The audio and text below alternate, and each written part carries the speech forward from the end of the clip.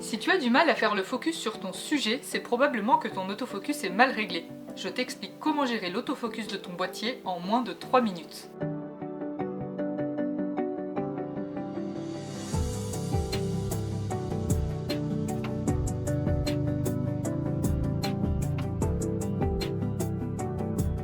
Sur la plupart des boîtiers photo, il y a 3 modes: SAF, CAF et le tracking.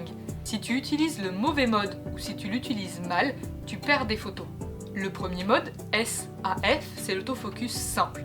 Quand tu appuies à mi-course sur ton déclencheur, tu fais ta mise au point.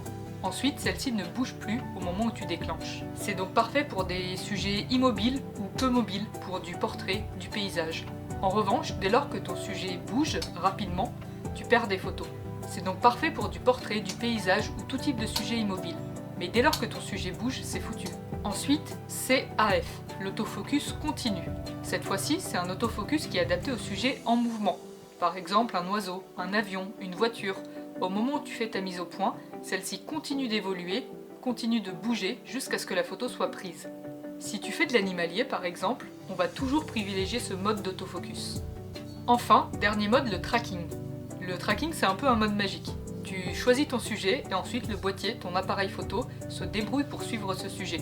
C'est un mode magique, mais qui est plus incertain. Parfois ça marche, parfois ça ne marche pas. Si on résume, on a donc 3 modes.